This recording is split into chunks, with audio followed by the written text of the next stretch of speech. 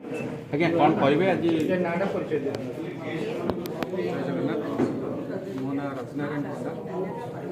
ମୁଁ ବହୁତ ଗୀତ ବହୁତ ଭଜନ କରିଛି, ଜଗନ୍ନାଥଙ୍କ ଉପରେ ବହୁତ ଭଜନ କରିଛି, ସବୁ ଓଡ଼ିଶାର ସବୁ ଦେବାଦେବୀଙ୍କ ଉପରେ ବହୁତ ଭଜନ କରିଛି।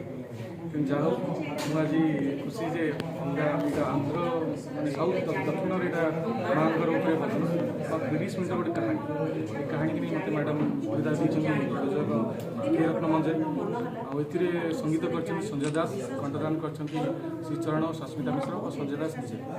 ଏଥିରେ ମୁଖ୍ୟ ହେଉଛି ଯେ ଆମେ ଯେମିତି ଦୁର୍ଗା ପାର୍ବତୀ ଆମ ଓଡ଼ିଶାର ଯେକୌଣସି ଦେବୀଙ୍କ ଉପରେ କାହାଣୀ, ସେମିତି ଏଇଟା ସାଉଥ୍ର ଗୋଟେ କାହାଣୀ ମାଆଙ୍କର ମା କାନ୍ୟାକା ପରମେଶ୍ୱର ତାଙ୍କ ଉପରେ କାହାଣୀ।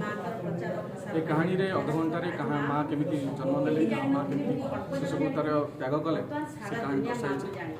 ଆଉ ଏ କାହାଣୀ ମାଧ୍ୟମରେ ମୁଁ ନିଜେ ଖୁସି ମନେ କଲି ଯେ ଯାହା ହଉ କିଛି ଲୋକ ନୂଆ ଦେଖିବାକୁ ପାଇବେ ଆମ ଓଡ଼ିଶାରେ ଅଲଗା ରାଜ୍ୟର କାହାଣୀ।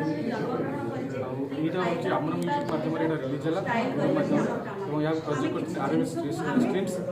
ଆଉ ଆଶା କରେ ଆର୍ଏମ୍ ଷ୍ଟ୍ରିମ୍ସ ଆଗକୁ ମଧ୍ୟ ଆପଣଙ୍କୁ ଡିଭୋସନାଲ୍ ବେସ୍ରେ ବହୁତ କିଛି ଆଗକୁ ଦେବ। ଏଥିରେ ମୁଁ ଆଉ ଟିକେ କହିବି ଯେଉଁମାନେ ଅଭିନୟ କରିଛନ୍ତି, ଯେଉଁମାନେ କରିଛନ୍ତି ବହୁତ ନିଖୁଣ ଭାବରେ ଅଭିନୟ କରିଛନ୍ତି। ରାଜା ସୁବୁଦ୍ଧି କବିର ସୁବୁଦ୍ଧି, ଆମର ଅଛନ୍ତି ବିଷ୍ଣୁବର୍ଦ୍ଧନ ଯେ ଆମର ତ୍ରିପାଠୀ ବାବୁ ଏବଂ ଖୁସି ଯେ ମେନ୍ ମା କାନ୍ୟାକା ପରମେଶ୍ୱରରେ ମେନ୍ ଲିଡ୍ରେ ଅଭିନୟ କରିଛି ଖୁସି, ସେ ତା ବହୁତ ଭଲ ହେଇଛି। ଆପଣ ନିହାତି ଦେଖିବେ, ଭଲ ଲାଗିବ। ଆଉ ଲାଇକ୍ ସେୟାର ପ୍ଲିଜ୍ କରିବେ। ଓଡ଼ିଆ ଭାଷାରେ ହେଇଛି ନା ଆଉ କିଛି ଅନ୍ୟ ଭାଷାରେ କରାଯିବ? ନାଇଁ ଏଇଟା ଓଡ଼ିଆ ଭାଷାରେ ଫାର୍ଷ୍ଟ ଟାଇମ୍ ହେଇଛି। ତାପରେ ଏଇଟା ହିନ୍ଦୀ ହେବ ଏବଂ ଆନ୍ଧ୍ର ଲାଙ୍ଗୁଏଜ୍, ତେଲୁଗୁ ଲାଙ୍ଗୁଏଜ୍ ମଧ୍ୟ ଏଇଟା କରାଯିବ। ବହୁତ ବହୁତ ଧନ୍ୟବାଦ।